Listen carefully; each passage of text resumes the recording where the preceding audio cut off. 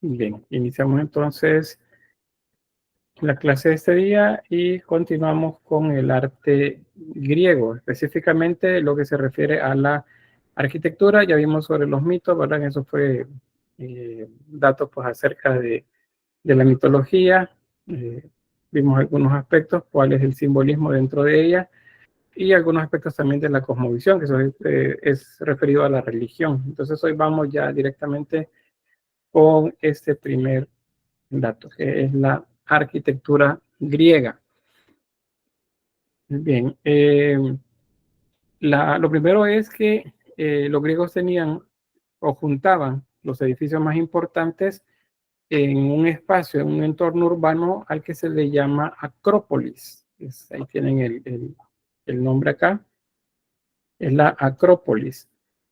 Era básicamente una representación del lugar donde los dioses vivían. Acuérdense que los dioses olímpicos, para ellos, los dioses de Olimpo, vivían en una montaña, en el monte Olimpo, por eso se le llama olímpicos. No tiene que ver con Olimpia, que es la ciudad. Entonces se trataba de imitar esto, construyendo estas acrópolis en espacios altos, de manera que el ciudadano común, el habitante común de esta región, para hablar acerca de sus sacerdotes, de sus divinidades, tenía que levantar la cabeza y ver hacia lo alto, porque suponían que allá estaban. De igual forma, los sacerdotes, sacerdotisas y los dioses, en el entendido de que los dioses estaban ahí también, veían hacia abajo el mundo, desde la montaña. Entonces ese es el significado de por qué era de esta forma. La Acrópolis de Atenas es la que les estoy mostrando ahí en pantalla.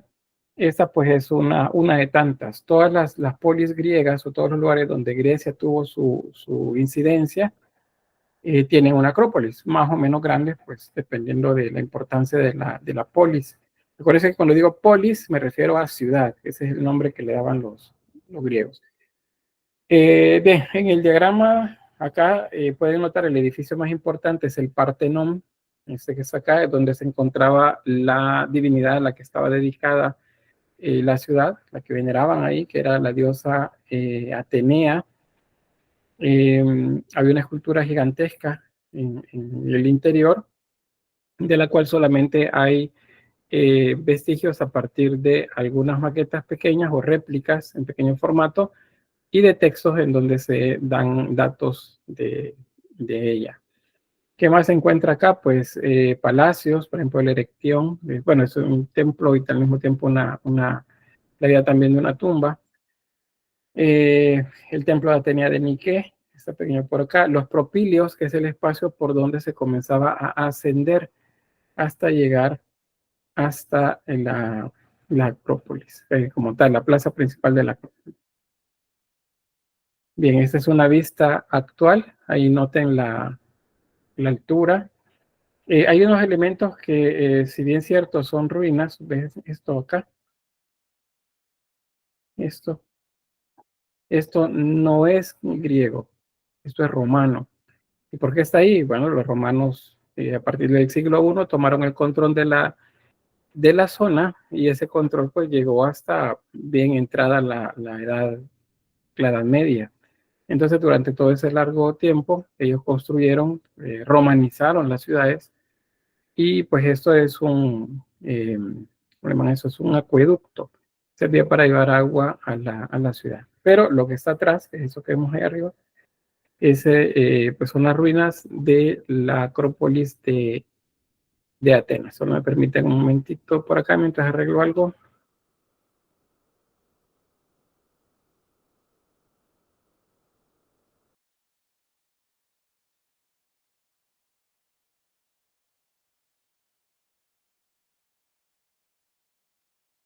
Bien, entonces, bueno, ahí pueden ver pues la vista desde la parte inferior.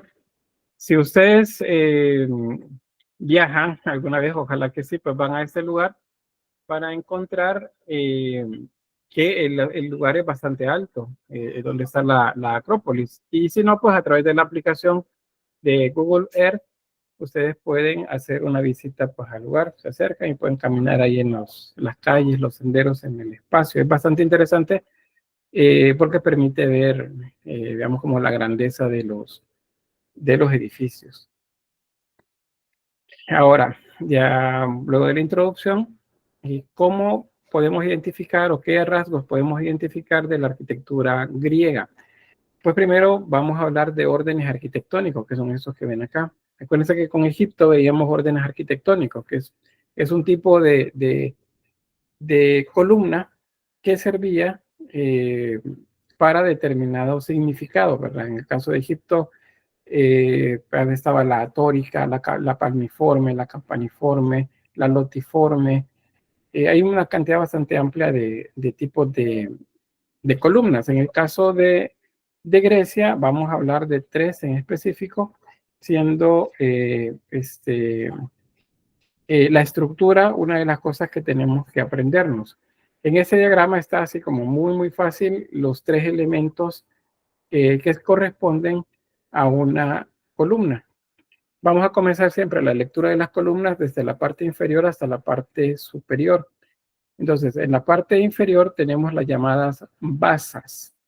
Una basa es, digamos, como un segmento que une la columna con el basamento de la estructura. Basa y basamento no son lo mismo. El basamento es del templo, digamos que es como un nivel que se saca sobre el cual se construye el templo.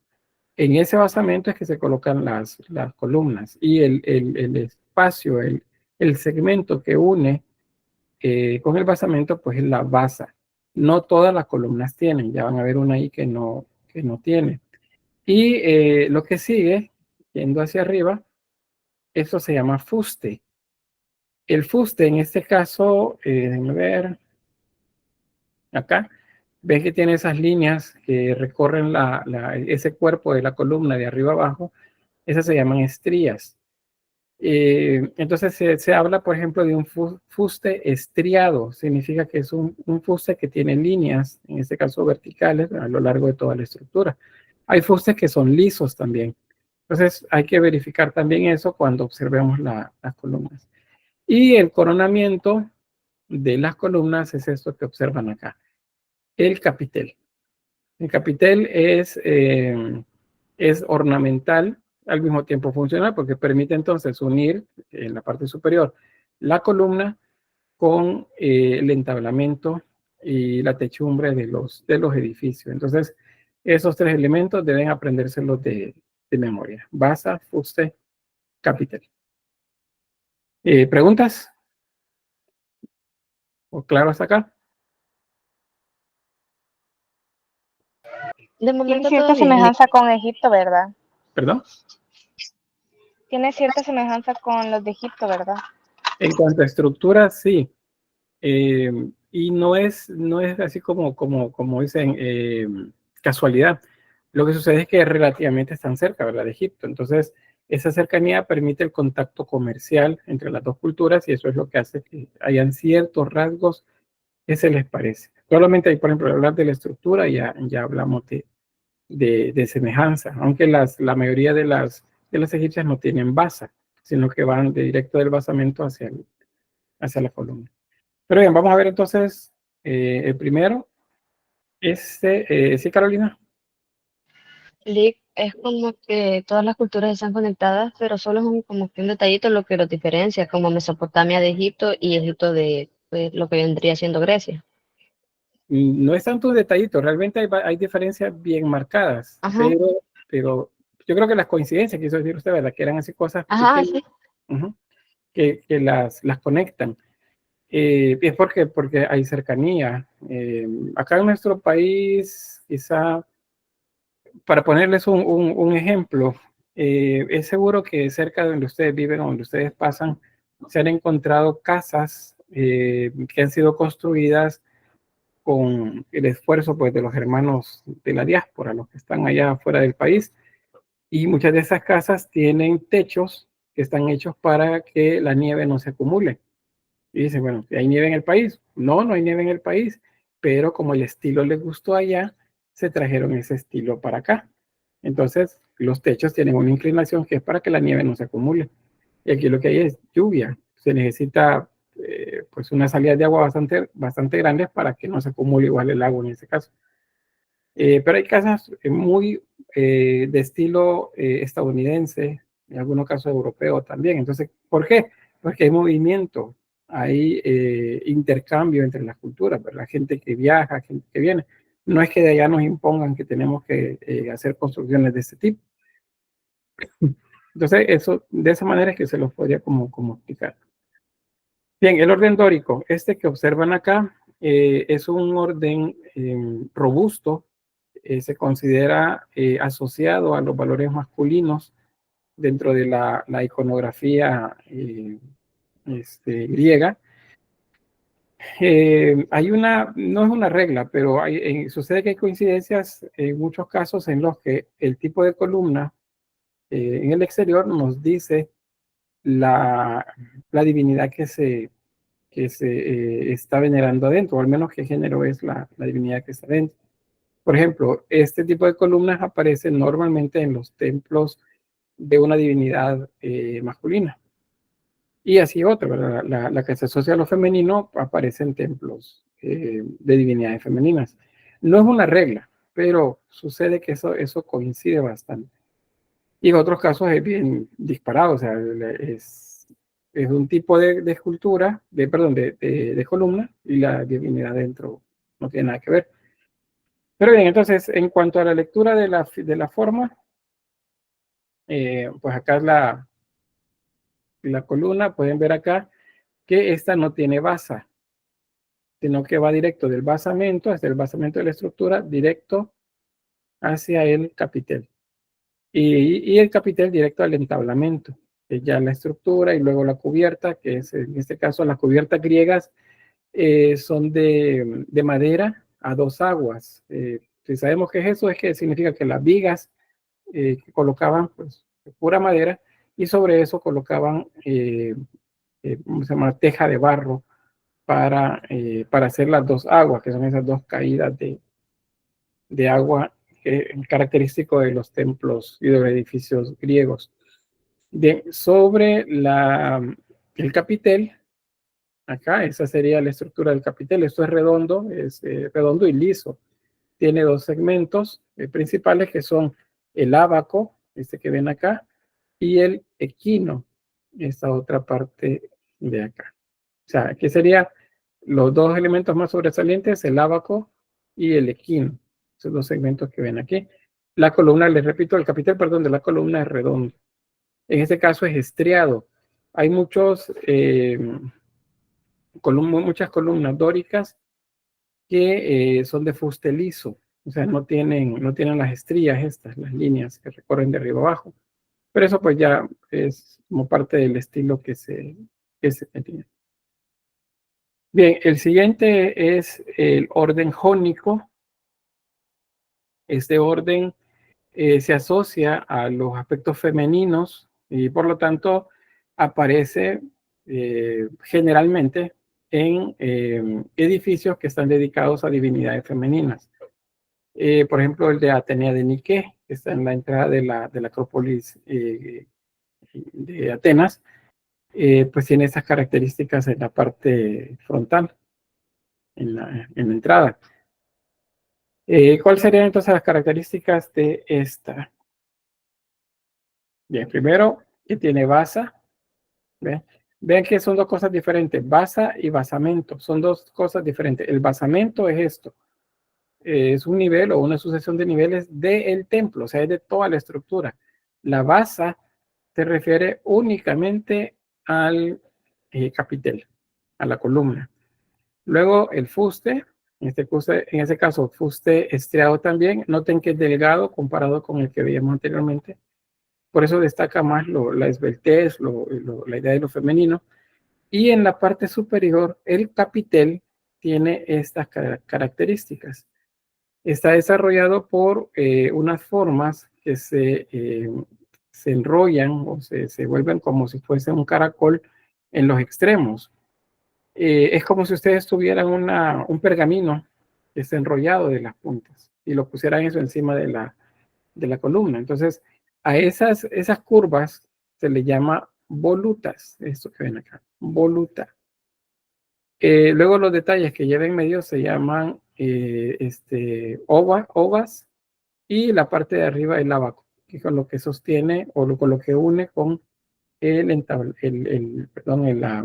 entablamento de la estructura, es esta parte de acá. Pues ahí tenemos dos órdenes arquitectónicos y nos falta uno. Este es el orden corintio. El orden corintio es como una media entre los dos anteriores, es decir, es alto, pero no es tan esbelto. Y también tiene una base, el fuste, estriado en este caso, y tiene un capitel con unas características como un tanto interesantes. Fíjense que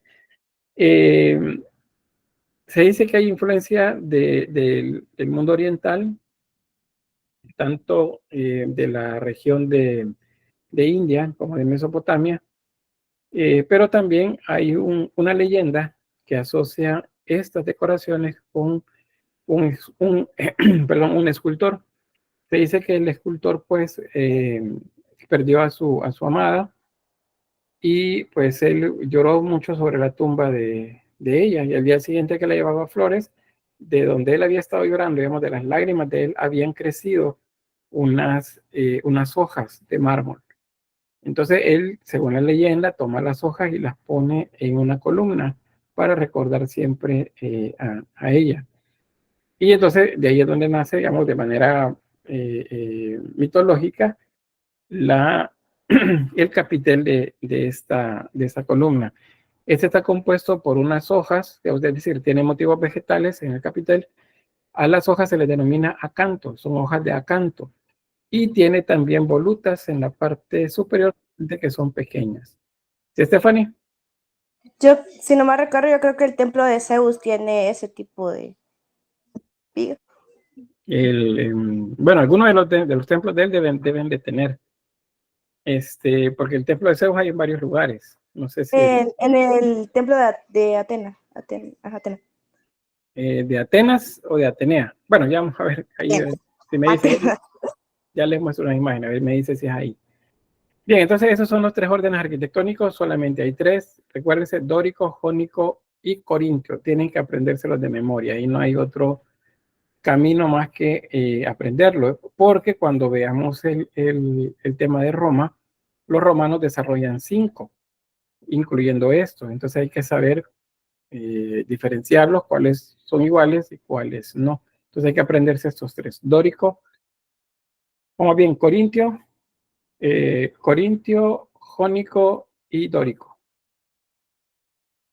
O el orden en el que están: dórico, jónico, corintio. Bien, acá un ejemplo de la estructura de un templo. Este es un templo como el del Partenón.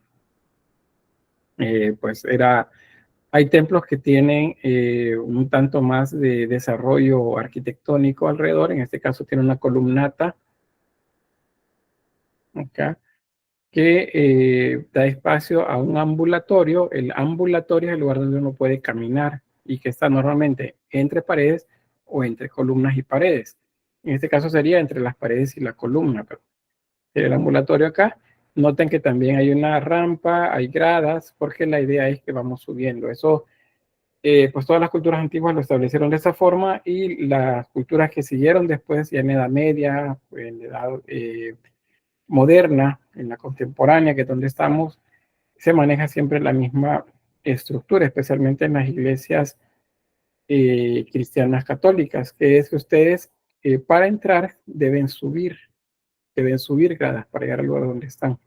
Es siempre la misma idea de que estamos subiendo, estamos acercándonos pues a ese lugar cerca de la bóveda celeste o el cielo. Bien, ahí van a quedar entonces, tienen los elementos que le corresponden. Solo mencionarles que en el caso de los templos hay una zona a la que se puede entrar, se puede llegar hasta el punto de ofrecer holocaustos o ¿cómo le llaman esto? Tributos u ofrendas a la divinidad, pero hay zonas en las que no se puede entrar. Normalmente el lugar donde está el tesoro, por ejemplo, no se puede entrar, que cuidaban los sacerdotes o sacerdotisas en estos lugares. Hay un esquema de la vista de planta. A los griegos les gustaba aplicar las matemáticas, ¿verdad? Ya vimos tanto sobre eso.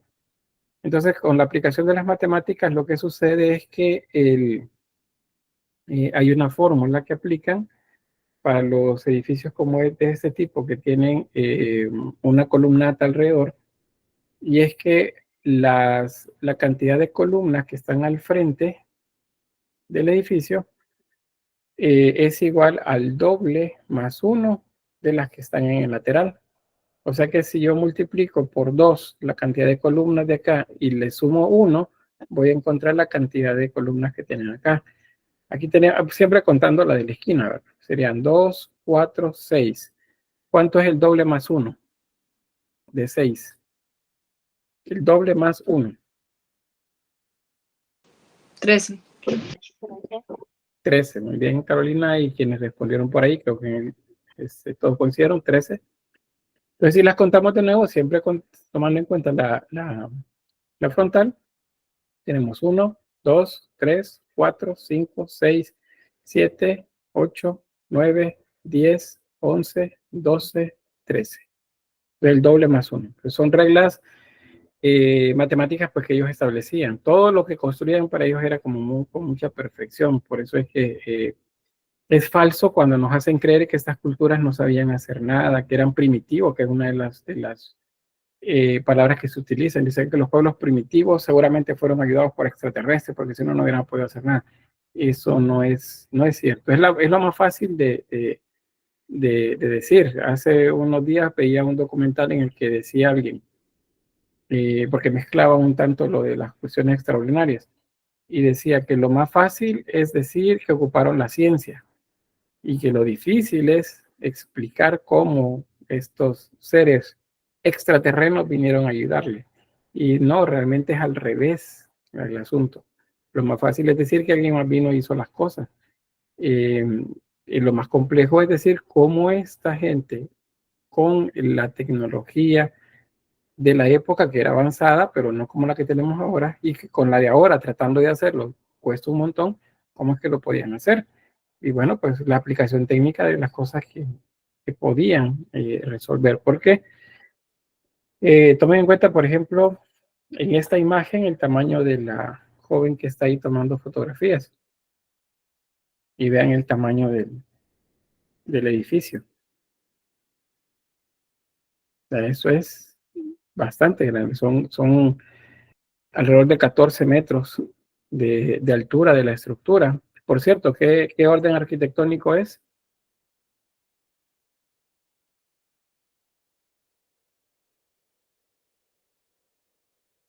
3, 2, 1.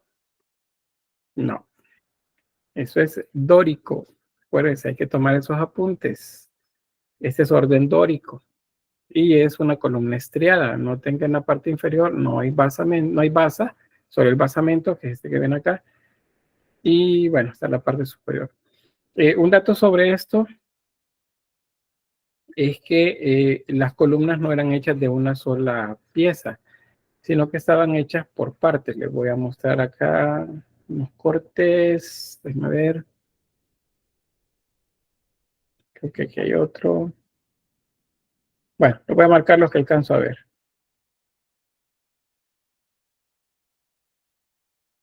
Eso se llama, cada segmento, bueno, aquí había otro, que hay otro también. Cada segmento se llama tambor. Y la sucesión de tambores son las que forman la columna. Aquí se nota también, este, vean, uno, este creo que es uno solo, serían 2, 3, 4, 5, 6, 7 tambores. Esos 7 tambores están colocados en un tipo de construcción de enlace que se llama machimbrado. Hay una sección, la parte inferior tiene una saliente, como una cuña, y la parte superior tiene un agujero. Entonces, cuando ponían una sobre la otra, encajaba justo en esa unión que habían preparado, y por lo tanto el tambor ya no se caía, no se tambaleaba, aunque quedaba seguro ahí. Otro aspecto también de la arquitectura y justifica por qué hacían así las cosas es que los griegos no conocieron ningún tipo de cemento ni de mortero para unir las piedras que tallaban para hacer los edificios. Entonces, ¿cómo las unían? Pues utilizaban un sistema que era como de cuñas y llaves. Es como que vean dos cajas, por ejemplo, cómo unir dos cajas sin que se deslicen una a la par de la otra.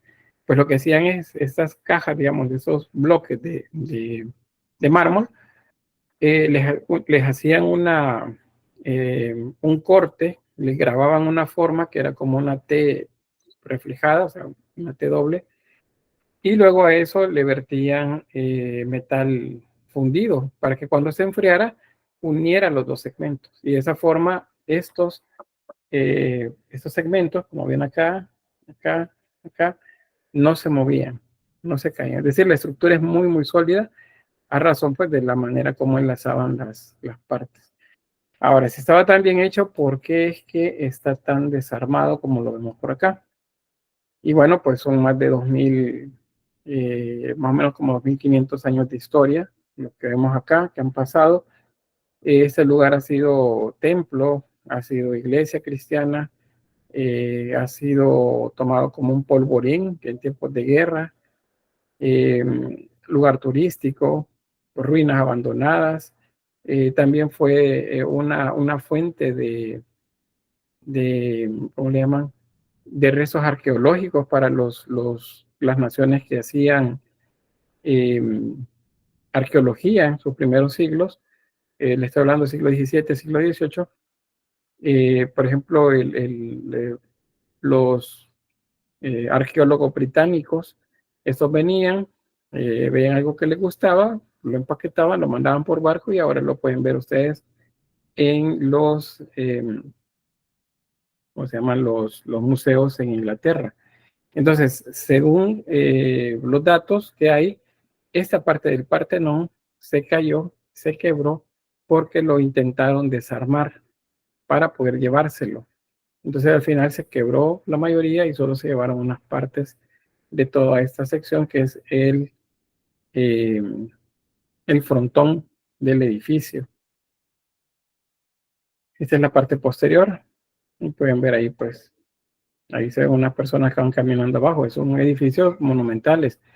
Y luego las esculturas que veían acá también eran monumentales. Entonces, por eso la gente tenía la idea de que los dioses eran gigantes y que, pues, prácticamente ellos dominaban todo a razón de lo mismo, que no había nadie que pudiese luchar con ellos.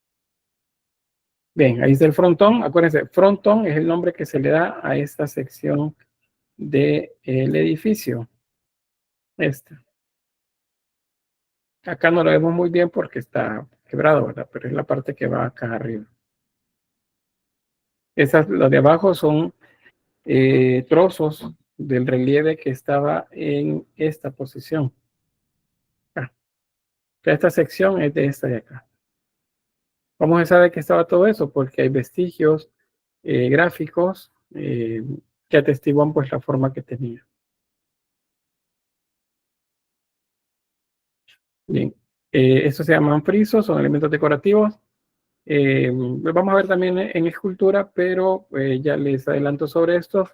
Estos son historiados, es decir, que cuentan historias de la mitología griega. Los frisos no tienen una altura tan significativa por sobre la superficie del edificio, es decir, son relieves bajos, a diferencia de estas. Estas se llaman metopas. Las metopas son esculturas prácticamente adosadas a la superficie, o sea, sobresalen mucho más. Entonces deben aprender a diferenciarlos. Estos son frisos decorativos, estas son metopas decorativas. Ambas están en el Partenón y estas cuentan historias relativas a los llamados minotauros. Bien, un templo dórico, un ejemplo. Este no se terminó, quedó en abandono, pero pues aún así nos muestra qué tan grande pues se hacía. El orden arquitectónico de estos, ¿cuál es?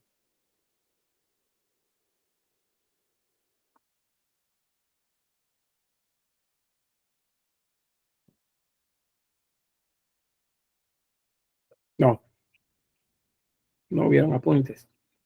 Bien, este es dórico, es el primero que vimos. ¿Y este qué orden arquitectónico es?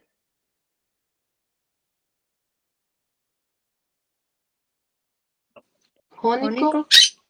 Correcto, ese es jónico. Déjenme ver el chat. No, nada en el chat. Bien, ese es jónico, entonces vean que son más delgadas. Se nota pues mucho la diferencia. Dórico, jónico. Y bien, este templo está también en la Acrópolis de Atenas. Y se llama el Erectión o el Erecteo también. Le da el nombre una tumba que se dice está en el lugar de uno de las divinidades de la que creían ellos, que es Erecteo. Se dice que Erecteo fue un rey en Atenas, pero pues no hay datos sobre eso. Probablemente sí hubo una persona, pero ya con el paso del tiempo y las leyendas, pues el nombre original desaparece y lo asocian con una divinidad, que es Erecteo, que era un ser humano que tenía la mitad de serpiente de su cuerpo como una serpiente y que se considera, según la mitología, fue el primer rey de Atenas. Bien, algo que hace como muy interesante este templo o esa tumba, bueno, es templo y hay una tumba dentro, es este pórtico que vemos acá. Acá tenemos una vista desde el otro lado. Y es la llamada tribuna de las Cariátides. Cariátides es un nombre genérico que se le da a las esculturas femeninas que sirven como columnas, es lo que ven acá, ven, son columnas que sostienen ese entablamento, pero son figuras femeninas, son escultóricas. Entonces, a eso se le llama cariátides. Y bueno, si pasáramos una línea acá a la mitad, justo a la mitad de nos encontraríamos que las esculturas de este lado que les estoy marcando con el cursor están, ¿cómo se dice? Con una imagen contraria en el otro extremo. Esta, por ejemplo, tiene la pierna izquierda hacia adelante, esta tiene la pierna derecha, igual las otras, pierna izquierda, pierna derecha. Entonces, eso nos dice sobre simetría. Otro aspecto, le voy a acercar la imagen. Acá pues que tiene este cuadrado que se ve ahí, es un espacio para hacer ensamble. O sea, los brazos se hacían por aparte y luego se montaban sobre la pieza. Después se pulimentaba y pues ahí no ha pasado nada, como decían, ¿verdad? Ya no se veía el corte. Entonces, son métodos de construcción que usaban los griegos. Bien, ¿alguna pregunta hasta acá?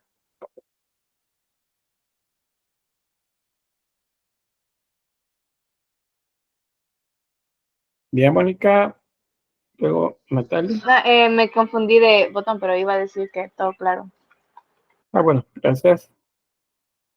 No, Lick, una pregunta. Entonces, estas figuras no se podrían considerar como orden jónico ni tórico, ¿verdad? Se diría que serían como tribuna de las cariátides, se diría así. O sea, el conjunto de ellas, ese espacio así con el techo sobre las cabezas, todo eso se llama tribuna, es tribuna.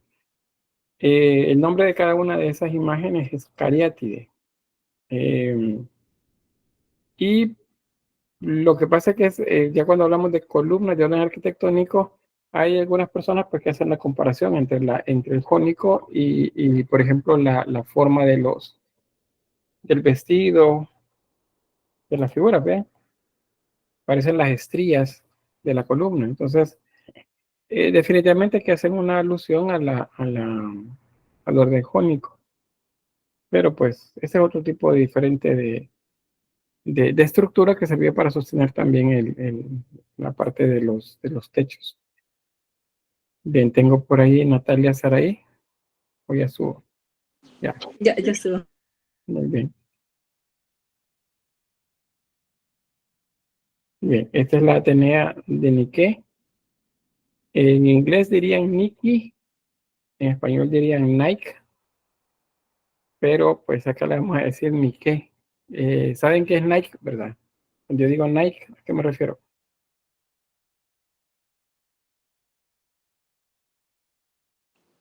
A la marca. Ujú. ¿Y qué será? ¿Qué es esa marca? ¿Qué vende la marca? Zapato. Patos. Ujú. ¿Y el tipo de zapatos de qué son? No me digan. Deportivos. Te- ¿Son? Deportivos. Ah, deportivos. Ajá. Entonces nos está vendiendo la idea de que si yo uso esos zapatos, ¿cómo soy yo? Deportivo. Atleta, De no sé. atleta, ajá, correcto. Aparte de eso, bueno, yo no tengo, les cuento. No tengo, no tengo Mikis. Este,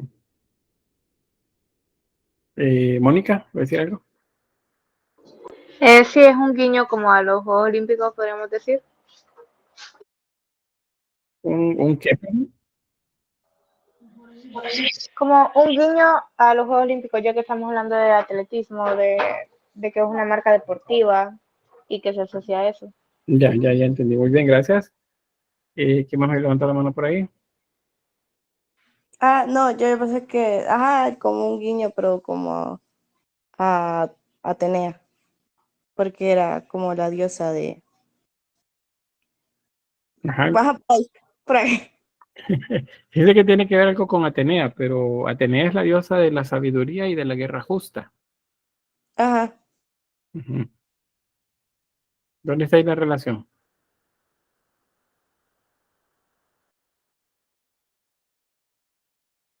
No, bueno, más adelante les voy a mostrar una imagen, les adelanto sobre eso.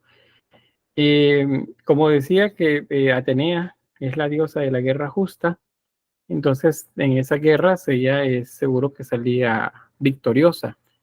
Entonces la figura de un personaje en la mano de ella que tiene alas es común en las imágenes de Atenea o de Minerva. Minerva, acuérdense, o Atenea, el símbolo de nuestra universidad, solo que a nosotros no nos aparece en el modelo, ya van a ver la Atenea esta, la Partenos, tiene ciertos rasgos de la que tenemos nosotros en la entrada frontal de la universidad, solo que esa no tiene una Nike, sino que solamente tiene el escudo con el rostro de la gorgona ahí.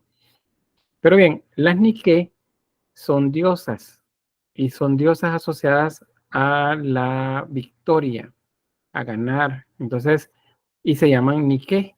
El otro nombre es Victoria. Entonces, si hablamos de Nike o Niki, como dicen en inglés, nos estamos refiriendo a la victoria. Entonces, sería como el significado de la marca, ¿verdad? Y está asociado, como bien lo decían, a cuestiones de competición, atletismo, de deportes. Pero bien, volviendo a esto, Nike es una diosa relacionada con la victoria, con ganar. Entonces esa tenía sus templos también. Estas diosas, por cierto, tienen alas y es común en nuestra época confundirlas con ángeles, pero no son ángeles. Les repito, son diosas relativas a la victoria. Un ejemplo claro de esto es la Plaza Libertad en San Salvador. Les voy a mostrar.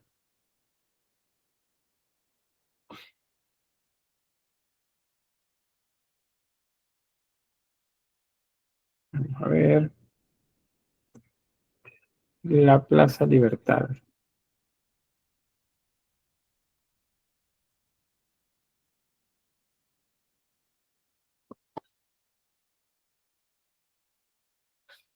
Bien. Vean ahí en la parte de arriba. Bueno, no se alcanza a ver. Se perdió. Era de Wikipedia. Vamos a ver esta. Un pequeño también. Ya. Bueno, vean ahí ese personaje en la parte de arriba. Ya está. Vamos a ver. Se le pongo ver en grande. Ese personaje pues no es un ángel, eso es completamente falso. Si alguien le dice, no, el ángel que está en la plaza Libertad, pues no es un ángel, es una diosa Victoria, es una Nike, una Niki. Entonces, ustedes que son, van a formarse, están formándose en el área profesional de las artes, para nosotros eso no tiene que tener ninguna duda. Esto es una Nike, no es un ángel. Para nada es un ángel esa figura. Es femenina, ¿ven?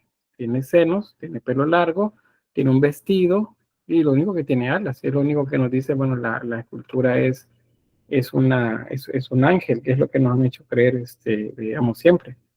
Pero no, es una diosa Victoria. Entonces, así se ven las diosas Victorias, desde que estamos hablando acá de este templo. Ya, más adelante en la escultura les voy a mostrar algunas imágenes de la Atenea Partenos, por ejemplo, que tenía una Nike en las manos. Bueno, el orden del edificio es jónico, ¿verdad? Ya lo notaron. Bien, los teatros. Esos edificios eran bastante importantes dado que servían para que la gente se entretuviera y también para darse cuenta acerca de diversos eventos que sucedían en la sociedad griega. O sea, los utilizaban como el lugar donde explicaban, ¿verdad? Si había algo que el gobernante tenía que decirlo, pues entonces juntaba a la gente en el teatro y ahí se les decía. Pero también el teatro servía para satirizar a los reyes, para reírse de ellos, de sus tragedias, de sus aventuras. Por eso los griegos desarrollan tragedia y comedia, ¿verdad? Como dos facetas de la vida. Entonces eso es lo que se desarrollaba acá. Específicamente es el que se llama Teatro de Epidauro. Este está ubicado pues, en el Golfo Sarónico, y es uno de los que se consideran patrimonio de la humanidad, de los que se han encontrado como más intactos.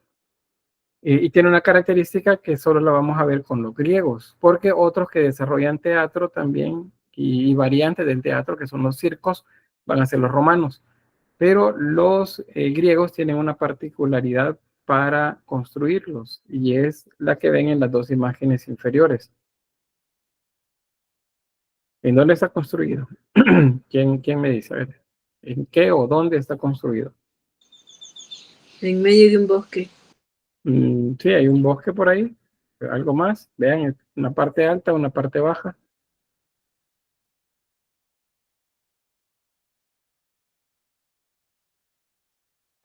En una parte alta. Tiene una parte alta y tiene una parte baja. ¿Cómo se llama eso en un espacio?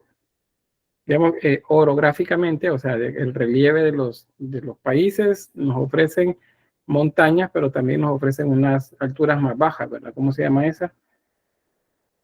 Bueno, cerros les decimos acá en nuestro país, las colinas.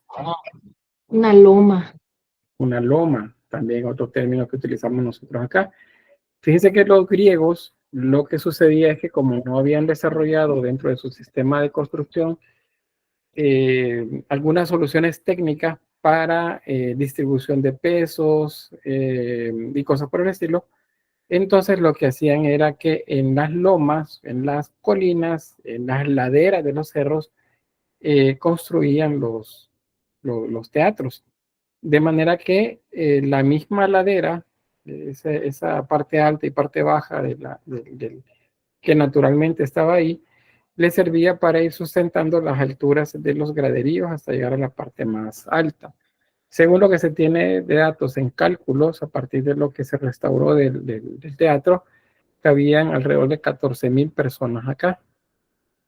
14,000 personas es un poco más del aforo o la capacidad máxima, por ejemplo, del Estadio Mágico González, de acá de San Salvador.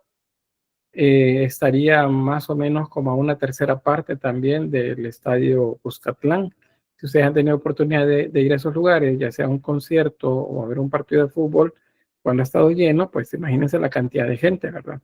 Entonces estos lugares se llenaban de personas que querían enterarse de lo que sucedía en su ciudad con sus líderes, pero también a divertirse. Ahora, ¿cómo hacían para que 14,000 personas escucharan lo que se les estaba diciendo? Si a veces, si se han tenido clases en las aulas del tercer nivel del edificio, a veces el profesor tiene que gritar bastante, o ustedes en una exposición tienen que alzar la voz para que les escuchen, porque eh, el sonido no se proyecta. Entonces, ¿cómo hacían acá con eso? No hay una palabra que se utiliza.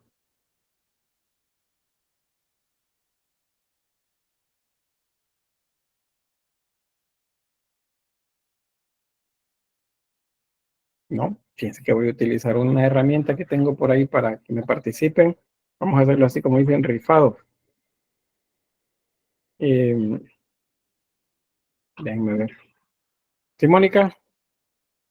Tiene que ver con la forma de la estructura para como, no sé, emparejar un poco o ambientar para que se llegue a escuchar hasta el fondo. Sí tiene que ver con la forma y pues la manera ¿cómo se dice? De utilizar es lo que le daba, pero hay una palabra que se ocupa para eso. ¿Cuál es la palabra en la que les preguntaba cuál es? Tiene que ver con, vaya, le voy a ayudar, tiene que ver con música.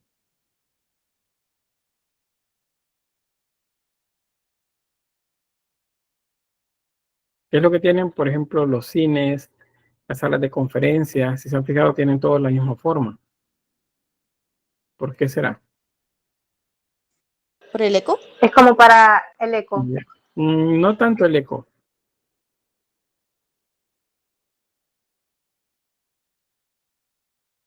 Bueno, les voy a ayudar porque por cuestión de tiempo. Se llama acústica.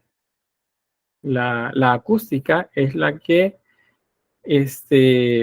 ayuda a que el edificio, si yo me paro acá, vean el tamaño de las personas ahí. Si yo hablo acá, entonces mi voz se proyecta hacia atrás, pero es por la forma. Sí mencionaban ustedes la forma, ¿verdad? Porque tenían noción de qué trata esto. Entonces, es justamente la acústica.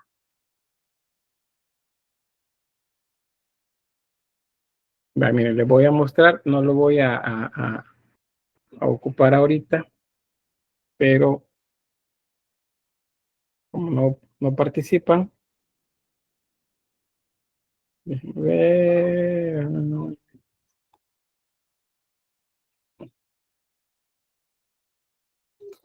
voy a presentar desde otro lado.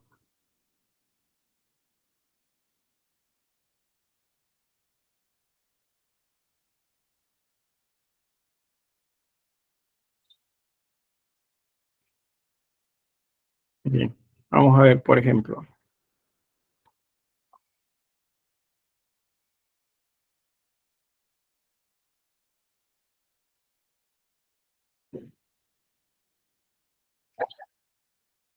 Mira, Priscila.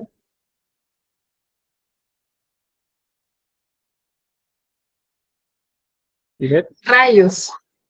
Decente. Y centellas. ¿Cómo dijimos que cuál era la palabra? Acústica. Acústica. Hasta la escribí ahí en el chat también. Ah, vaya, gracias. Entonces estábamos bien, pues. Por eso fue que la eligió el sistema. Ya sabía. Ajá, muy bien, gracias. Vamos a ver. Vamos a quitarle ahí porque ya participó. Eh,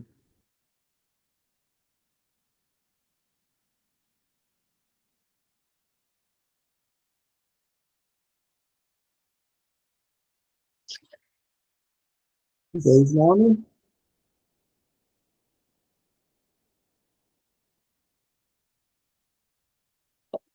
¿Cómo está? Vamos a ver. O de repente ha salido de la llamada.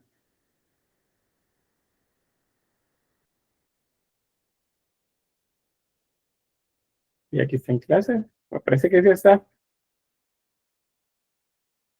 ¿Podría encender el micrófono?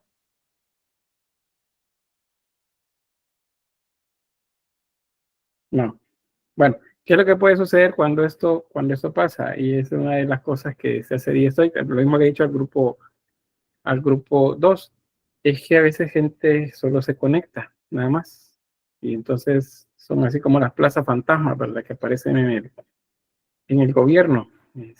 Parece que están, pero realmente no están. Bien, eso es lo que estaría utilizando si ustedes no colaboran, ¿verdad? De manera natural. Así es que vamos a ver la presentación.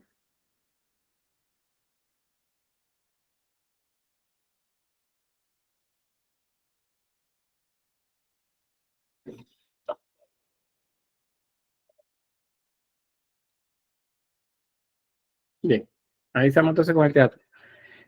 Bueno, entonces, entendidos y entendidas cómo es que funcionaba esto, era acústica, ¿verdad? Alguien se paraba acá, vean el tamaño de las personas comparado con el espacio.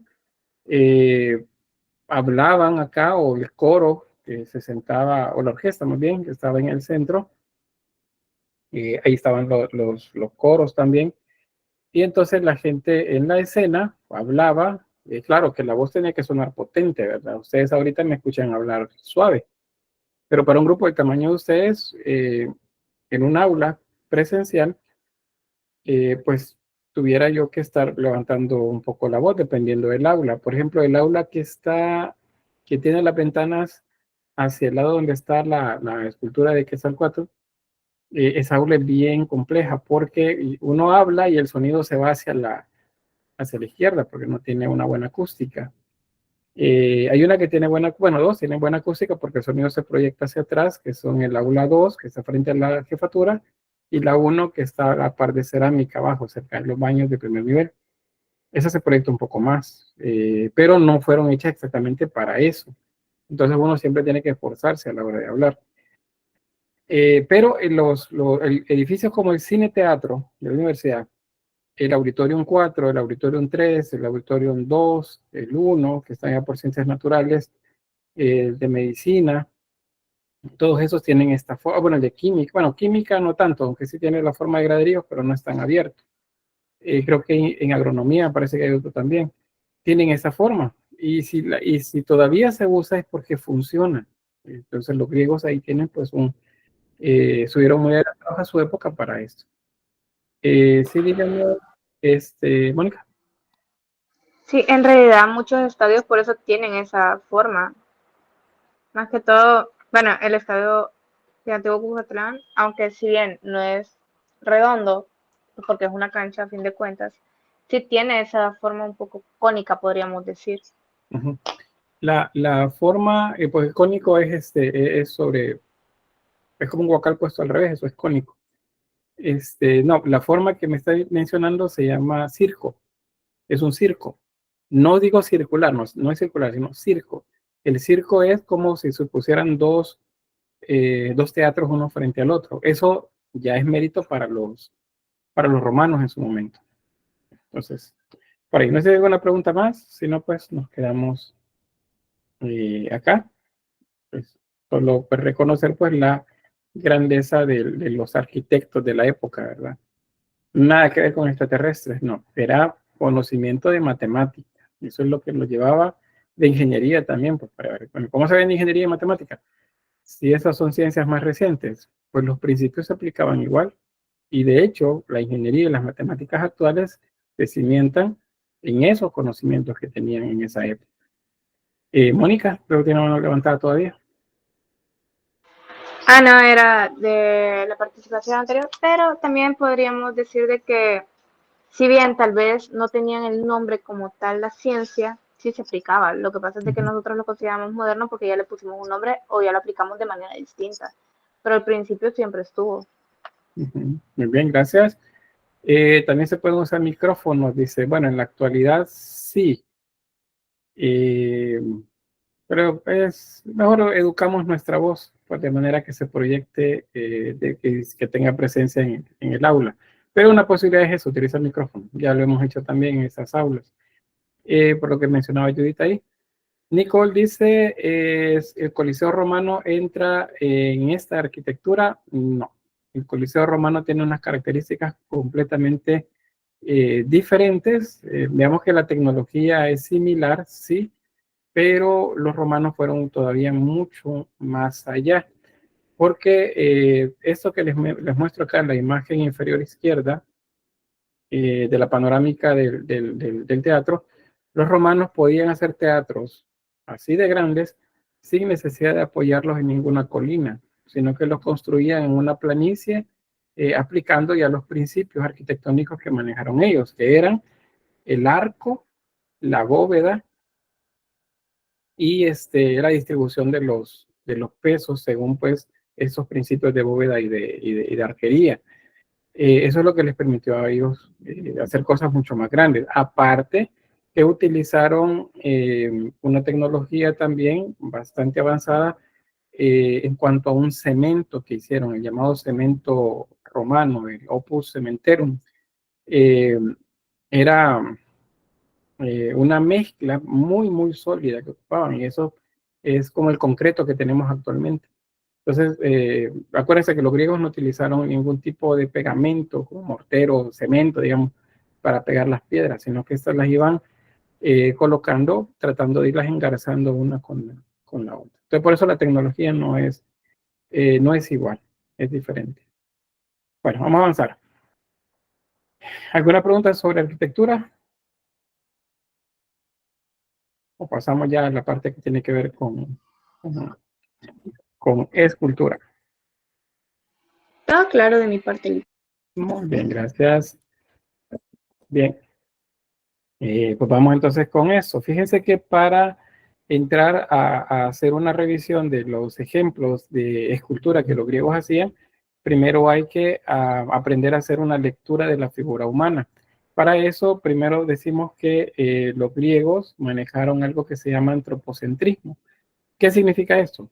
Que el ser humano es el centro de todo. O sea, hombres y mujeres, o la morfología humana es el centro de todo. Lo siguiente es el llamado idealismo platónico. Platón es un filósofo idealista. Él decía que la verdad no estaba en este mundo presente, sino que estaba en un espacio donde las ideas eran perfectas, era donde la verdad era perfecta. No era en este plano, sino que en ese lugar. Por eso se llama idealista, porque no estaba acá. Entonces, la escultura es idealista. O sea, no se ve como el natural. Se ha mejorado, se ha estructurado de manera que se vea perfecta, matemáticamente perfecta, igual que la arquitectura. Lo siguiente es el llamado, bueno, los tres periodos en los que es aplicable estos dos aspectos, que son esos tres momentos de la escultura son el periodo arcaico, el clásico y el helenístico. Cada uno tiene características diferentes. Y me pregunta o dice, tendré que... bueno, tienes que salir de la clase.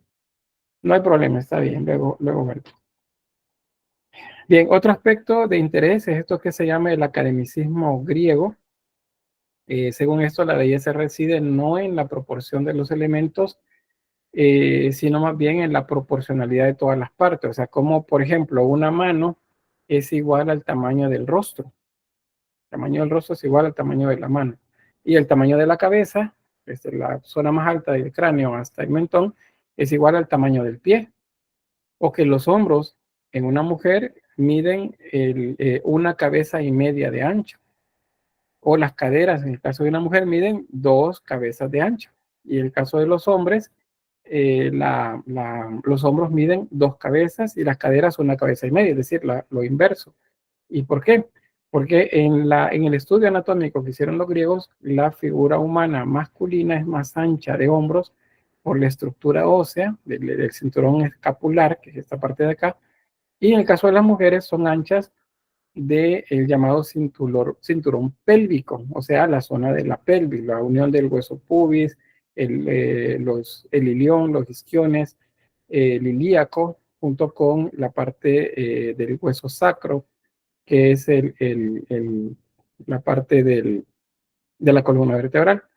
Entonces, ese cinturón es más ancho en la estructura ósea de las mujeres. Y eso ellos lo aplican, lo norman a partir de esas medidas como se las mencionaba. A eso es lo que llamamos canon. Cada vez que hablemos de proporción, nos estamos refiriendo a un canon. Probablemente ustedes ya habrán visto en lo de la proporción Si es que han visto algún momento algún tipo de dibujo anatómico, por ejemplo, que han tenido algún curso o alguien les haya hablado sobre eso, siempre les mencionan unas medidas. Esas medidas se llaman canon. Para la construcción de la cabeza, por ejemplo, del rostro, el canon que se utiliza es el ancho de un ojo. El ancho del ojo está repetido, por ejemplo, en un rostro ideal, acuérdense lo del idealismo platónico, en un rostro ideal es el mismo tamaño del ancho de la nariz y es el mismo espacio que hay entre un ojo y otro ojo. Y es igual, por ejemplo, si lo giramos, lo ponemos en vertical, el ancho del ojo está repetido 2 veces desde el mentón hasta donde comienza la nariz. Y la nariz es tan larga como el ancho de 2 ojos. Todo eso se llama proporcionalidad de las partes y se logra a través del manejo de un canon. Polícleto es uno de los escultores que pues hicieron tratados acerca de esto. Otro aspecto, la belleza en general para los griegos se representa desnuda. La desnudez no es entonces para ellos ningún tipo de problema. Para nosotros la desnudez sí es un problema. Ustedes solamente caminan desnudos, por ejemplo, en su casa, en ciertas áreas de la casa, en ciertos momentos del día. No van a andar así, ¿verdad? Como dicen en mi pueblo, talando en toda la casa. ¿Por qué? Porque no se considera correcto. Pero para los griegos eso no era ningún tipo de problema. Y lo representan de esa manera en las esculturas. Por eso las esculturas están desnudas. No tienen ningún tipo de problema con la desnudez. Y si hay esculturas que tienen ropa, entonces la belleza se representa en este caso haciendo transparencias. Vean acá. Se nota que la piel, vean aquí, se nota la rodilla también de este lado, como si la tela fuera transparente. A eso le llaman la técnica del paño húmedo. Y es que parece que la tela está mojada y se ha pegado a las formas volumétricas de los músculos, en este caso de los muslos y las piernas. Y el resto pues desnuda. Entonces la belleza es la desnudez y la precisión matemática que se usa. ¿Qué más? Bueno, siempre sobre la belleza. Ellos consideran también que la belleza es una perpetuación de la vida.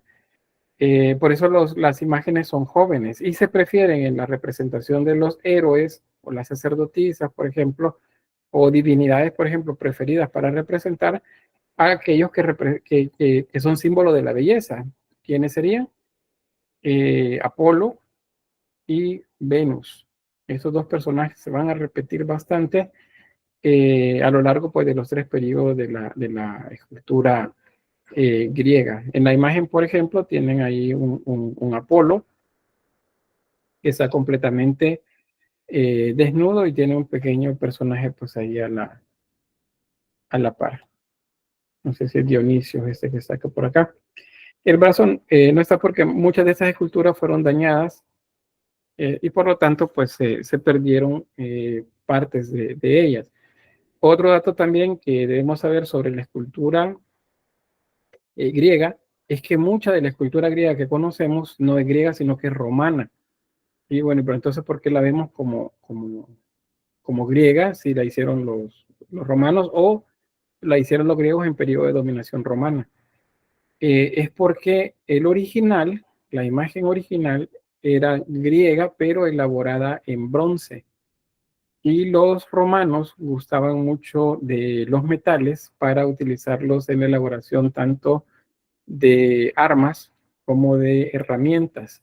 Entonces, pues ellos fundían todo el metal que encontraban, porque era una necesidad pues, para ellos en sus afanes bélicos y de progreso también que tenían. Pero las esculturas les gustaban.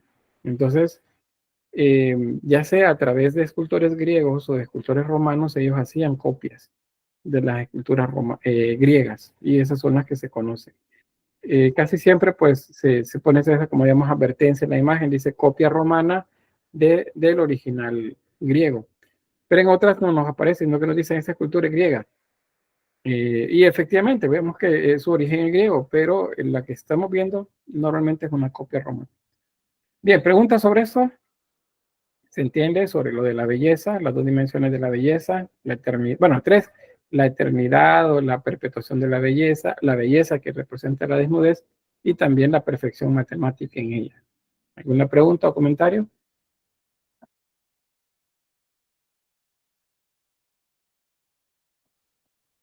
Mónica.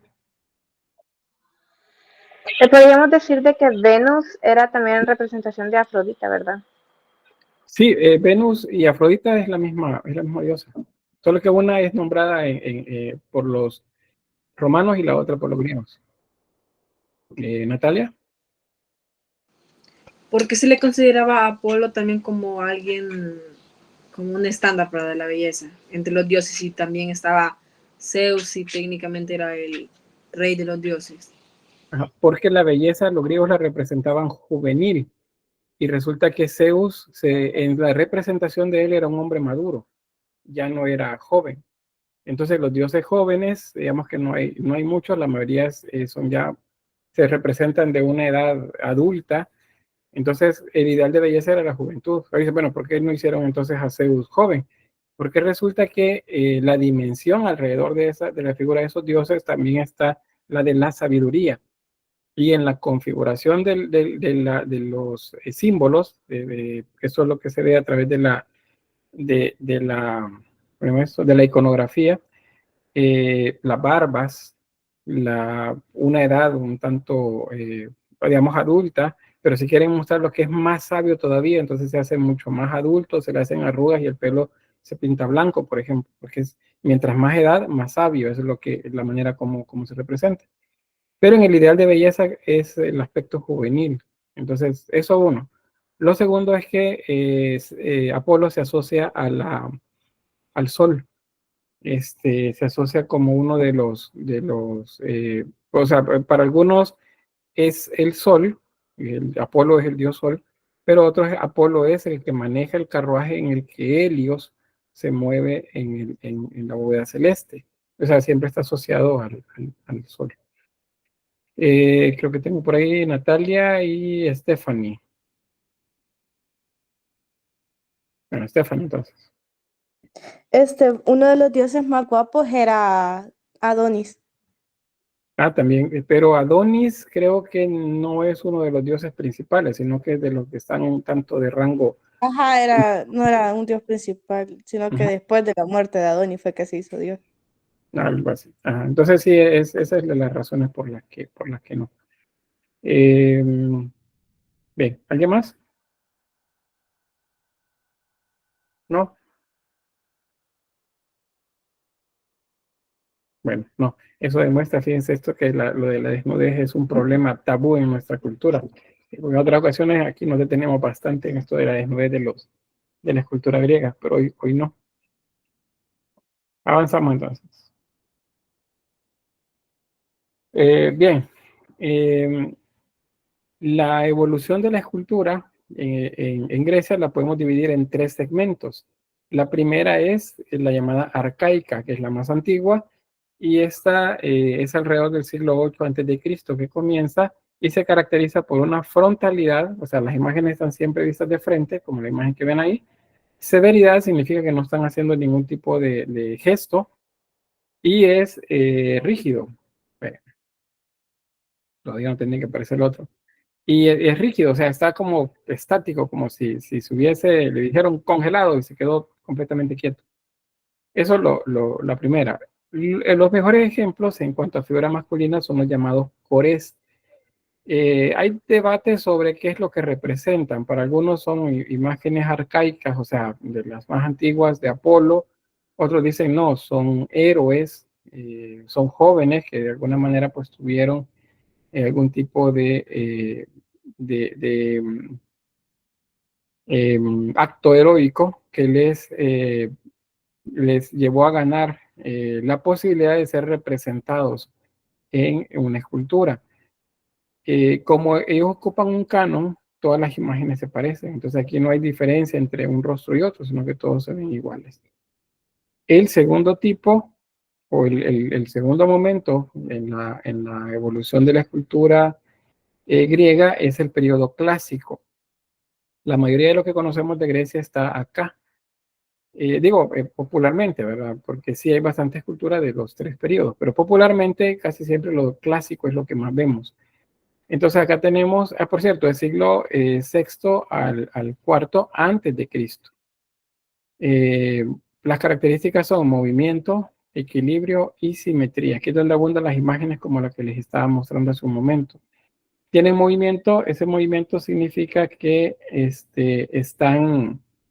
no están estáticos. O sea, tienen un giro, por ejemplo, en el cuerpo, o tienen una posición que ya les voy a mostrar, que hace que el cuerpo se vea equilibrado, pero al mismo tiempo con un movimiento bastante agradable visualmente. El equilibrio tiene que ver también con eso, tanto el equilibrio físico, que es el que hace que la escultura no parezca que se está cayendo, como el compositivo. Y eso significa que hay partes del cuerpo que no se marcan tanto porque simplemente no interesan en la temática que se está mostrando. Eso también es equilibrio. Y luego simetría. Y cuando hablamos de simetría, significa entonces que se aplican matemáticas para la construcción de la figura humana. Y, por ejemplo, para la construcción del rostro, para la construcción del cuerpo, tanto masculino y femenino, pues hay cánones. Y les decía, pues Apolo es el que más vemos por acá. El tercer periodo va del siglo 3 antes de Cristo al 1 después de Cristo. Tomen en cuenta que en el siglo 1 antes de Cristo, los romanos pues consolidan el dominio en toda la región griega. Eso significa que los últimos 100 años, 150 años del periodo helenístico griego es una mezcla con el arte romano. Y bueno, de ahí en adelante sigue esa que vemos como mezcla. Aunque Roma tiene sus propias características, hay ciertas esculturas que son una mezcla de ambos. A eso se le llama greco-romano. Bien, ¿qué más tienen por acá? Bueno, lo del escorzo. ¿Saben qué es escorzo? Han estado viendo, ¿cómo se llama esto? Perspectiva, ¿verdad? El escorzo tiene que ver con la perspectiva. ¿Alguien sabe? ¿No? Sí, bueno, vamos a ir a la rueda de la fortuna.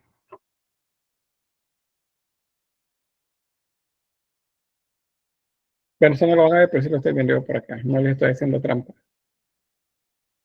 Y acá me dice la Sistema Yamilet Reyes. Yo, Dígame.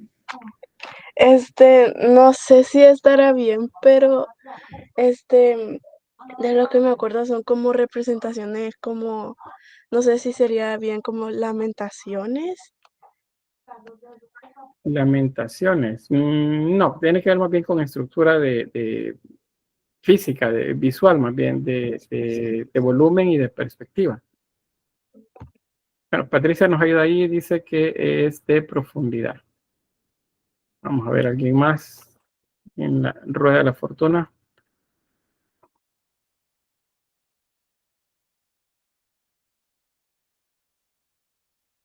La otra vez la voy a poner en la otra computadora. Tengo a Stephanie de Flores.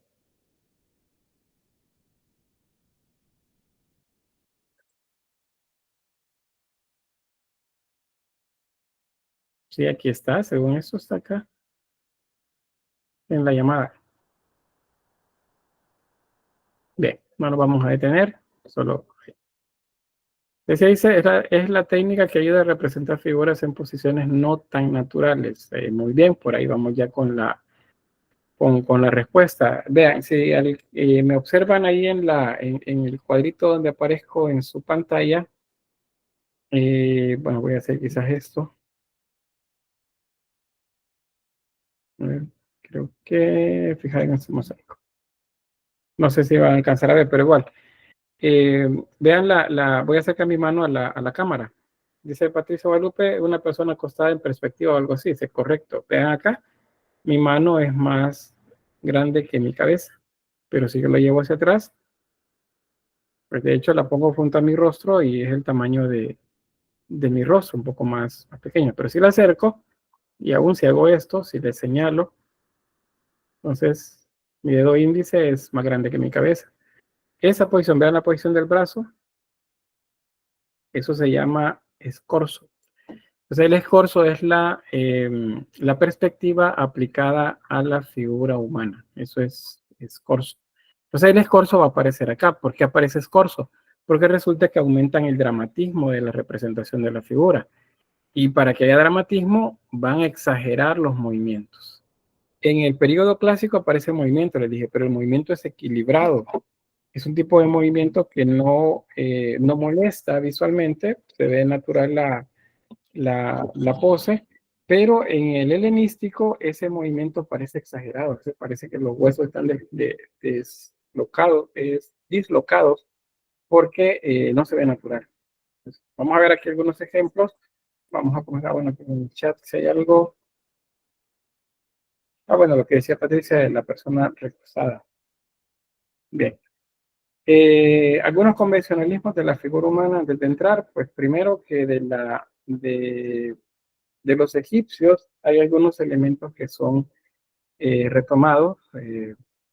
Eso es, por ejemplo, el pie izquierdo hacia adelante, el bloque cerrado con los brazos y piernas que no se independizan. Eso significa que no están, por ejemplo, en esta primera etapa, las imágenes no están, perdón, los brazos no están separados en la escultura, sino que están bastante cerca del cuerpo. Luego el hieratismo, las imágenes que están viendo de frente y no tienen ninguna expresión tan marcada. Sí hay algo que es lo que se le denomina sonrisa arcaica, que es el último punto que me aparece ahí, pero no está tan marcado. Soluciones geométricas para el pelo de la anatomía, significa que hacen rizos bien gruesos, solamente para sostener, por ejemplo, la cabeza. La frontalidad, eso significa que todas las imágenes están viendo de frente. Es como si van caminando hacia el frente o si están parados viendo de frente. Eso es todo. Y la rigidez en los músculos. Si bien es cierto, logran identificar los músculos, todavía no los hacen de manera fisiológicamente correcta. O sea, no parece ese movimiento, ahí pueden ver en las imágenes, ese movimiento natural de los músculos. Por ejemplo, si yo estiro un brazo, hay unos músculos que se contraen y otros que son los que se estiran, como decimos buen salvadoreño. Son ¿cómo se llama? Los que permiten el movimiento. Si yo, por ejemplo, levanto el brazo en esta posición, el bíceps se contrae y se relaja el tríceps. Y de esa manera funciona. Todos los músculos van en movimientos en pares. Pero acá todos pareciera que se están moviendo al mismo tiempo o que no se están moviendo. Entonces, ese es uno de los primeros que encontramos en el periodo arcaico. Vean ahí la solución para el pelo. Son cilindros básicamente que pusieron como si fueran rizos para simbolizar porque tiene el pelo rizado, pero la solución que están encontrando ahí es que eso permite que sea más sólida esta parte. Entonces la cabeza no se va a quebrar tan sencillo. Los brazos están pegados y como rasgo común también, la pierna izquierda va adelante. Esa es una característica egipcia. Entonces, hay rasgos egipcios en esta primera etapa. Luego la desnudez completa, no hay ropa, por eso es que la belleza para los griegos es la imagen o la figura humana desnuda. Entonces, ya entrando de lleno a las imágenes, los dos ejemplos, bueno, 4 ejemplos que les voy a mostrar acá. Primero recordarles, frontalidad, severidad, rigidez. Estos son los llamados puros.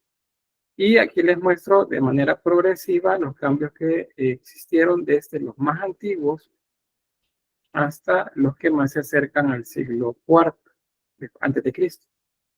Entonces, vean ahí cómo, por ejemplo, la forma muscular fue cambiando en la medida que iba avanzando el tiempo. O sea, la técnica se fue depurando. Eso es lo más antiguo y eso es como lo más temprano, o lo más tardío, perdón, sería lo más tardío en en el periodo arcaico.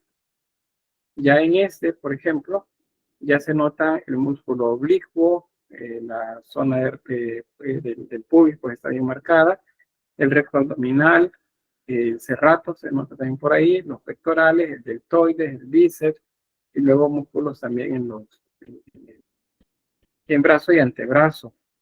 Los muslos igual, las rodillas, con soluciones geométricas, pero bastante bien representados. La hipófisis de la tibia, acá, parte del hueso, la chimpinilla, como decimos nosotros, está también marcada por ahí. Y el pie izquierdo adelante.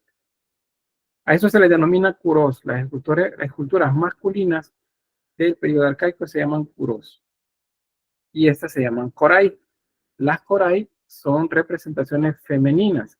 Estas están vestidas y por la posición que tienen con un brazo extendido hacia adelante, se piensa que estas eran representaciones de sacerdotisas. Estas, por cierto, de héroes. Eso es lo que se piensa. Otros dicen que son representaciones de Apolo. Pero otros dicen no, lo que pasa es que los héroes o las personas que hacían alguna determinada gesta, se les representaba como imitando a Apolo. Entonces, era como para darles esa categoría de belleza. Pero bien. Otro aspecto que es válido también para las esculturas masculinas es que toda la escultura griega era polícroma, o sea, toda se pintaba. No es cierto que la escultura se veía con el color del mármol, pero ¿por qué la vemos ahora así? Porque el pigmento se cayó, o sea, la pintura se desintegró prácticamente y solamente dejó la marca química y algunos rasgos en físico sobre la superficie del mármol. Pero los griegos hacían las esculturas y después las pintaban de manera que se vieran lo más naturales posible. Hay algunas esculturas en las que vamos a encontrar también incrustaciones y esos son trozos, por ejemplo, de otros materiales para la representación del ojo, que se llama incrustaciones. Entonces, toda la escultura es polícroma, lo vemos bien por acá. Dos ejemplos más de escultura arcaica. Tenemos a la izquierda el llamado moscóforo y a la derecha el áuriga. El moscóforo es una representación de un pastor. Lo que tiene sobre los hombros es un ternero. Esta imagen probablemente les recuerda la del el buen pastor, ¿verdad? Es una imagen dentro de la representación cristiana. Resulta que en el paleocristianismo, o sea, esa primera etapa del cristianismo, mientras todavía era una mezcla de muchas cosas, ese cristianismo incipiente, se tomaron como referencias a los moscóforos para ejemplificar visualmente la llamada, el pasaje de la oveja perdida, el pastor que va a traer la oveja que se le descarriada, es la palabra que utiliza. Se utiliza el mismo esquema del moscóforo. Entonces, es seguro que la referencia visual que estos primeros cristianos tuvieron de esa imagen fue esta, el moscóforo. Estarían por acá. Y el áuriga, los áurigas son los que llevan las correas de los caballos. Por ejemplo, un carruaje, entonces el áuriga es el sirviente que lleva los caballos, que los va conduciendo mientras no toma las riendas el conductor propiamente del carruaje. Bien, ¿pregunta hasta ahí o está claro el periodo arcaico? Claro, licenciado. Muy bien. Entonces pasamos al periodo clásico. Y este es como el más gustado, el que más se repite. En el periodo clásico hay movimiento, hay equilibrio y hay simetría. O sea, dista bastante de las imágenes que acabamos de observar. El único movimiento que se muestra, y es un movimiento como si hubiera sido congelado en el tiempo, que muestra el arcaico, es el pie izquierdo adelante, lo único. Pero en el clásico sí vamos a ver más movimiento. Entonces, este es lo primero para comenzar a estudiarlo. Este es el guerrero de Riech. Esta es una escultura en bronce. Y bueno, la imagen nos ayuda a entender algunos convencionalismos que se utilizan para la escultura de este momento. Primero, el llamado antropocentrismo. ¿Qué significa antropocentrismo?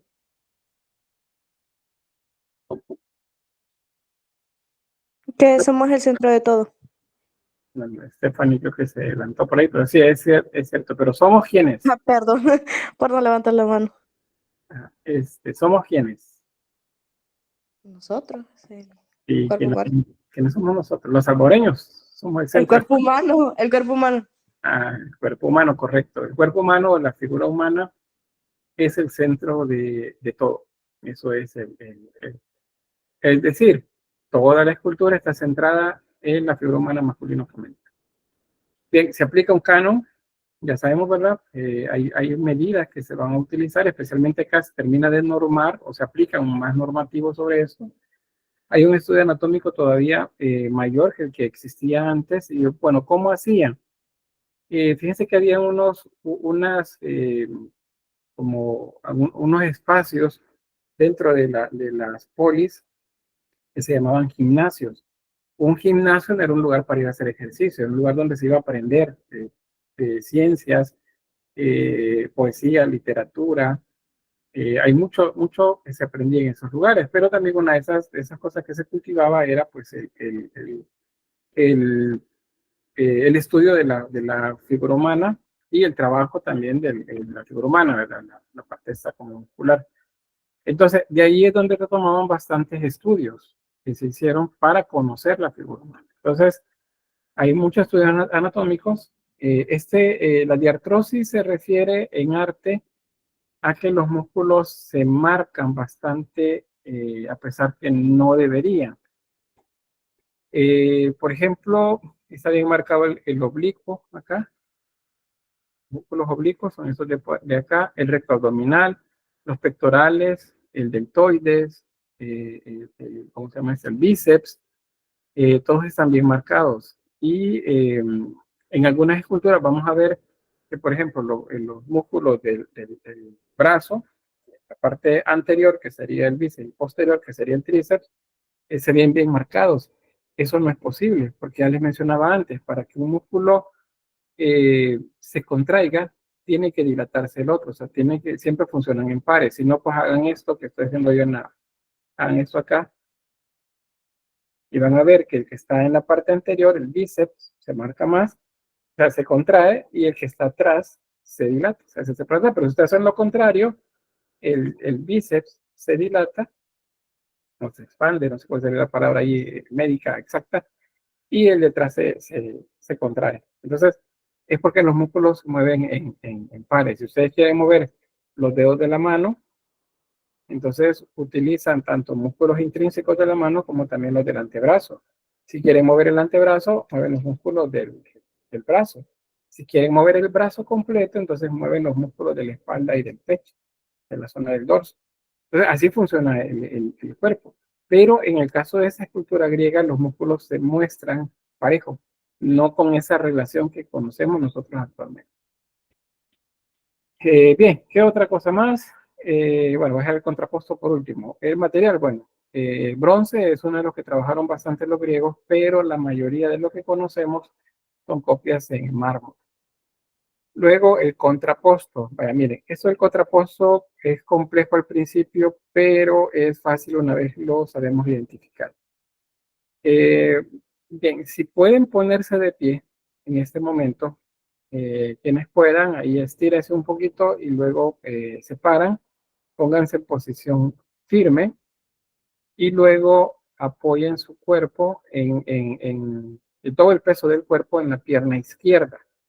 Si lo están haciendo, entonces se pusieron de pie, primero los pies firmes, iguales, pero luego ustedes descansaron el peso, como cuando están haciendo fila en algún lugar que se cansa, pusieron todo el peso en la pierna izquierda y luego se cansan y pasan a la pierna derecha y así están.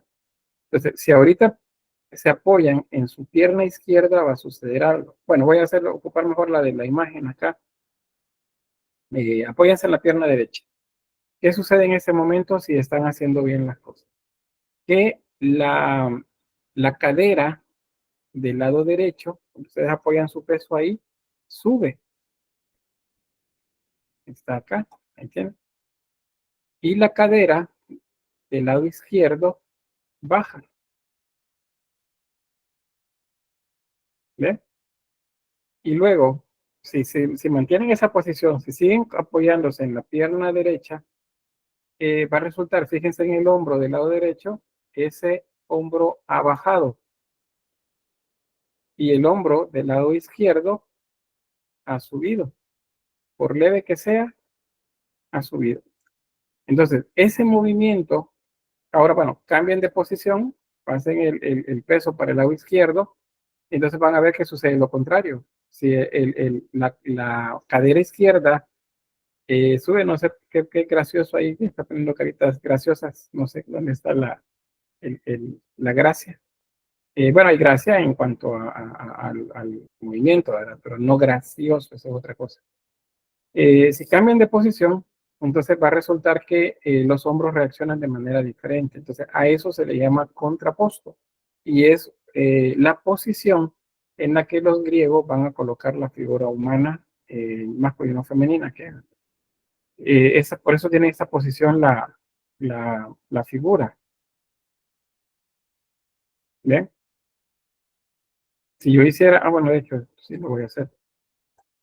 Si yo hiciera esto, si marco la cadera izquierda y la derecha, para empezar lo voy a hacer fuera. Vamos a entrar de nuevo. Acá.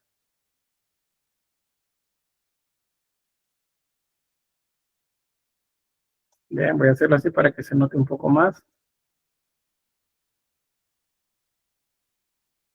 No, esta última no me gustó.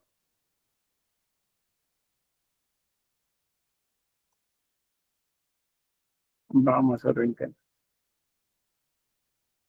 Acá. Uy. Ahí está.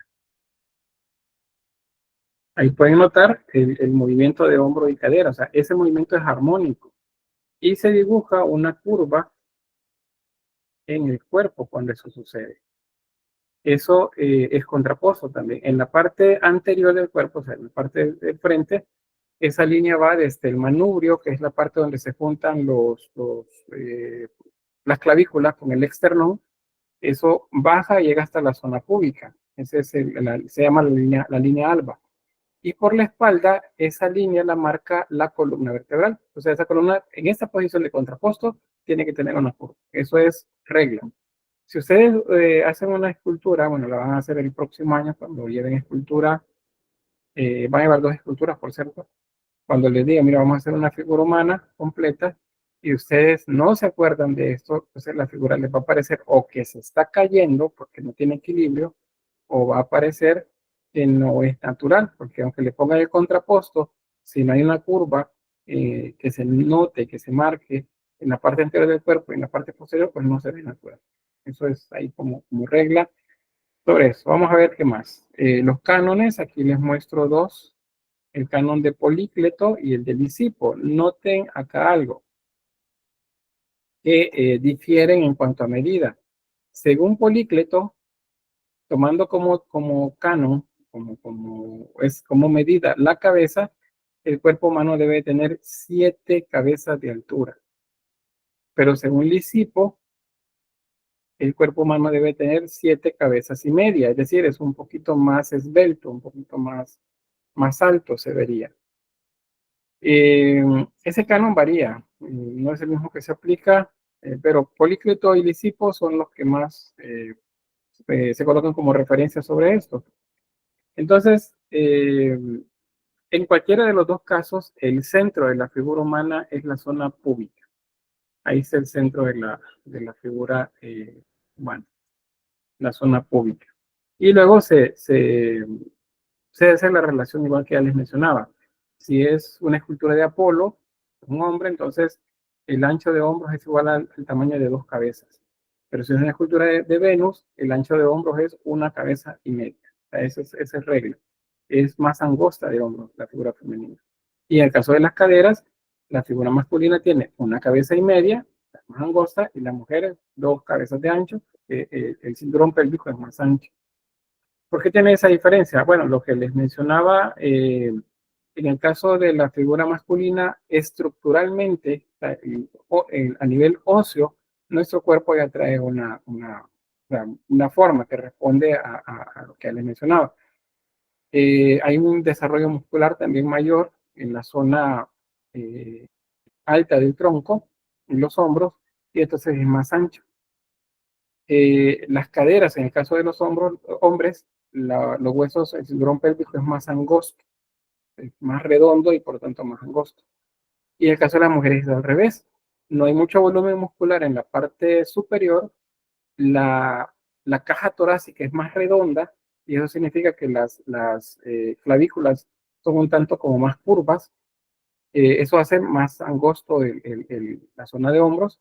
Y en las caderas el cinturón pélvico es más ancho. ¿Por qué es más ancho? Porque hay una función natural ahí que condicionada pues, por cuestiones de la misma naturaleza de procreación. Entonces es más ancha la cadera.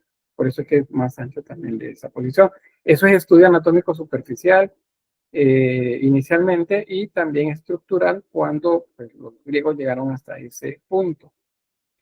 Hay más estudios de estos que se hacen en el periodo renacentista también, y siempre la base es Grecia, porque ahí es donde se establecieron estos de los cánones. Bueno, vamos a avanzar. Aquí tenemos otra imagen. Bueno, quizás sobre lo que les mencionaba de esto. Acordémonos que seguimos hablando de escultura idealista. O sea, si en la naturaleza la figura humana no es como yo se las estoy describiendo, es porque la descripción que les acabo de hacer es idealista según el canon griego. Anatómicamente, en la naturaleza también sucede, pero no es una regla. En, en- en la naturaleza humana, pues hay diferentes formas del cuerpo. Entonces, no es una regla que se cumpla al 100%, pero nos ayuda en el arte a diferenciar los cuerpos. Bien, ¿qué más? Bueno, la Venus de Milo, vean, tiene 7 cabezas y media de altura. Y en cuanto al rostro, pues se establecen también algunas formas. Acá, algunas marcas. Yo puedo dividirla en 3 partes iguales. Aquí que está un poquito alto en el diagrama, pero la altura del mentón a donde comienza la nariz es una medida y esa medida es igual al tamaño de la nariz, hasta el entrecejo. Y el tamaño de la nariz es igual al espacio que hay entre el entrecejo y donde comienza el cuero cabelludo. Vean, si ustedes hicieran esto, vean la mano como la estoy poniendo en la pantalla. Si ustedes ponen el mentón aquí, en esta pequeña depresión que hay en la palma de la mano, si ponen la mano así y luego la mueven completamente sobre su rostro, van a ver que la punta del dedo medio va a llegar hasta donde comienza el cuero cabelludo. En mi caso no, porque ya les he dicho, en el natural las cosas no son iguales. Yo soy asimétrico en cuanto a eso.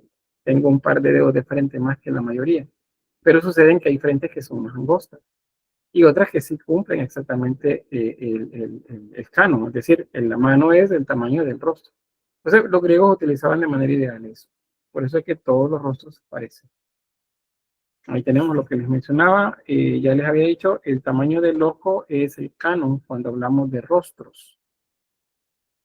Siempre acuérdense, hablando del ideal, no del natural. El natural es diferente. Entonces tenemos acá que el tamaño del ojo, digamos, esto midiera 3 centímetros. Entonces significa que entre un ojo y otro ojo hay 3 centímetros de distancia, porque es el mismo tamaño que está en medio. Y ese ancho es igual al ancho de la nariz. Y luego el ancho de la boca es 1 ojo y medio. Por eso es que queda un segmento afuera y otro segmento afuera del otro lado.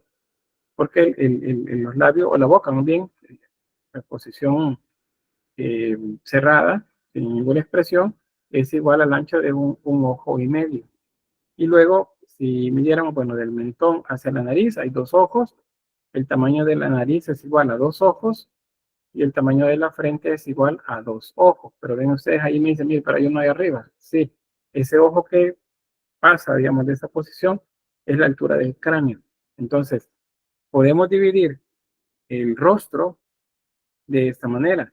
7 ojos de altura por 5 ojos de ancho. Si ustedes ocupan ese canon, entonces el rostro les va a salir idealizado. Y eso no sucede en la realidad. Si ustedes les piden un retrato, el canon solo nos sirve para ubicar formas mientras hacemos el planteamiento inicial. Pero para dar detalle, para dar parecido, tenemos que atenernos a todas las irregularidades que tengan los rostros. Dice Patricia, eso del rostro asimétrico es un estereotipo de belleza en algunos países. Dice, como te dice, eso es perfección para esas culturas. En algunos casos sí. La nuestra también es parte de ese mismo, de esa misma construcción que tenemos de la idea de belleza. Pues le decimos bello o bella a una persona si es simétrico. Ahora, no pensamos en simetría cuando se lo decimos, lo que pasa es que observamos. Y la misma cultura nuestra nos muestra en la televisión, en revistas, en películas, rostros simétricos. Y entonces nos van creando esa idea culturalmente que son los rostros bellos, pero pues no es así en general. Hay ¿cómo se llama? Es un cineasta español, Almodóvar, no sé si han visto películas de Almodóvar. Las actrices que él presenta en sus películas tienen o sea, son muy guapas, pero los rostros son asimétricos. O sea, no es el canon, digamos, tradicional o común que vemos en Hollywood. Es un tipo de rostro diferente. Bueno, también el caso de los hombres, hay rostros muy asimétricos, pero de hombres muy guapos. Entonces, la simetría no tiene que ver con eso, tiene que ver más con cuestiones culturales. Entonces, en nuestro caso, sí, estamos, digamos, contaminados por esa idea y bueno, así nos manejamos en nuestra cultura. Pero acuérdense, no estamos feos, estamos asimétricos nada más. Bien, avanzamos. Esto también lo van a ver más adelante en anatomía artística. Sobre cómo construir un rostro ideal. Acuérdense que cuando hablamos del natural, esto no aplica. Tenemos que medir el rostro que estamos haciendo para que se parezca, si no, no se va a parecer. Pero mira, pero es que, o sea, sí tiene los rasgos, pero no se parece. Algo le hace falta. Lo primero es que pues, quizás utilizamos mal el canon a la hora de hacerlo, porque tenemos que haber un canon particular para la persona. Lo segundo es que probablemente le falte la parte psicológica, algo que se llama retrato psicológico, es cuando encontramos un gesto. Todos tenemos un gesto, una manera de vernos, no es aquella persona siempre está enojada, dice, siempre está enojada. O no, es que otra persona siempre anda alegre, no, aquella persona siempre está seria. Ese rasgo que nos distingue es lo que se llama retrato psicológico. Déjenme ver la hora. Estamos justo a tiempo. Me voy a quedar entonces por acá. Mañana vamos a ver esto para recordar lo del contraposto. No sé si hay preguntas, pero igual voy a tener la grabación acá para que no se nos haga tan extenso el video.